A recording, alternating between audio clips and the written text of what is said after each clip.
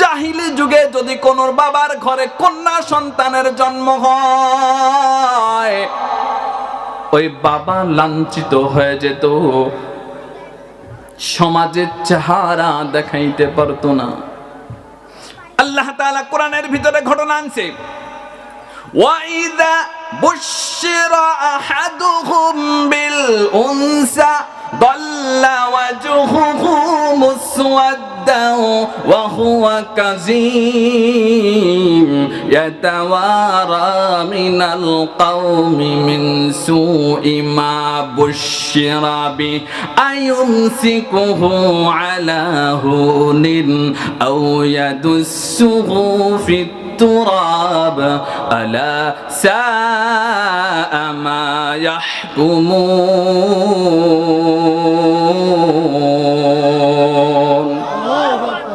আল্লাহ তাআলা আয়াত নাযিল করলেন, জাহিলি যুগের হালাত এমন ছিল। এ পর্দার আড়ালের মা, দিলের কান দিয়ে কথাগুলো শুই না যাও। জাহিলি যুগের হালাত এমন ছিল যে কন্যা সন্তান হইলে পরে বাবা লাঞ্ছিত হয়ে যেত, সমাজে আর চেহারা দেখাইতে পারতো না।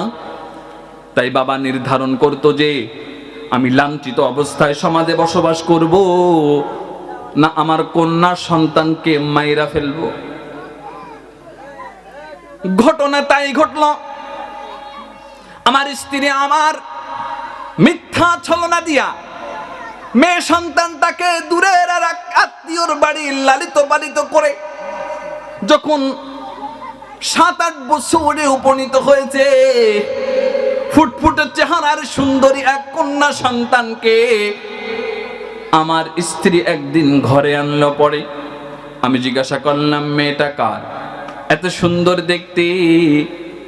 স্ত্রী মনে করেছিল আমি বাবা। সুন্দর ফুটফুটে কন্যা সন্তান দেখে অন্তরটা শান্ত হয়ে যাবে।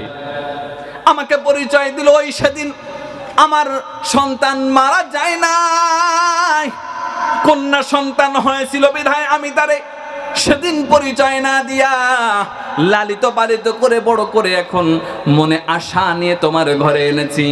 হয়তো তুমি সন্তানটা দেখলে পরে খুশি হয়ে যাবা।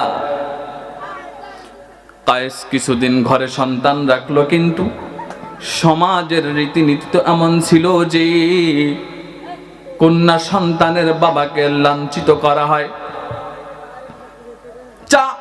কায়েস যখন বাইরে বের হয় তো তাকে লাঞ্ছিত করা হচ্ছিল। লাঞ্ছনা সহ্য করতে না পারে এক সময় নিষ্ঠুর বাবা সিদ্ধান্ত গ্রহণ করলো যে এই সন্তানটাকে জীবন্ত কবরস্থ করা হবে। একদিন সাজায়া গোছায়া স্ত্রীর সাথে ছলনা করে ঘুরতে যাওয়ার কথা বলে মেয়েটাকে সাথে নিয়ে জনমানবহীন অঞ্চলের দিকে রওনা হয়।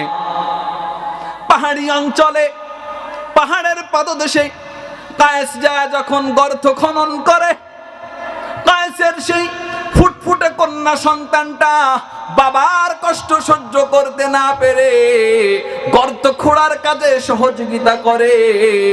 বাবার দাড়ি মোবারক থেকে ধুলাটা ঝাড়িয়ে দেয়, বাবার গায়ের থেকে বালুকণা ঝাড়িয়ে দেয়। দেখবেন সমাজের মেয়ে সন্তানগুলি বাবার বড় দরদি হয়। কথা বলে না, আওয়াজ দিয়ে বলে না কেন? বাবার কষ্ট সহ্য করতে চায় না।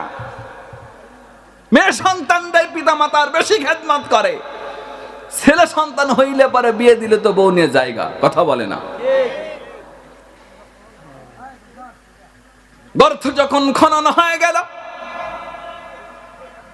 এবার কায়েস তার মেয়ের হাত আর পাকে বাঁধা শুরু করলো।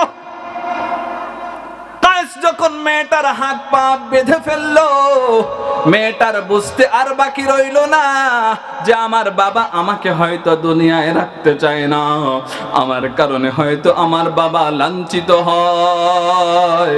চোখের পানি ছেড়ে দিয়ে মেয়েটা বাবাকে ডাক দিয়ে বলে, বাবা গো, তুমি আমাকে মাইরো না, মাইরো না।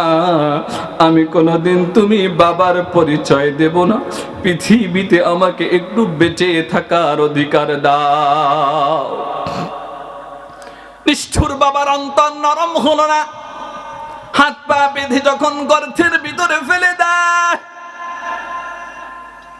গর্তের ভিতরে ফেলে বড় একটা পাথরের টুকরা নিয়ে ওই মেয়ের মাথা বরাবর যখন নিক্ষেপ করে দিল, এ বরণ পড়ার কন্যা সন্তানের বাবারা সই না নাও, মেয়েটা চোখের পানি ছেড়ে দিয়ে একটা ডাক দিয়ে বলেছিল, বাবা তুমি আমাকে দুনিয়ায় বেঁচে থাকার অধিকার দাও। কিন্তু নিষ্ঠুর বাবা তার সন্তানটাকে বেঁচে থাকার অধিকারটুকু দিল না।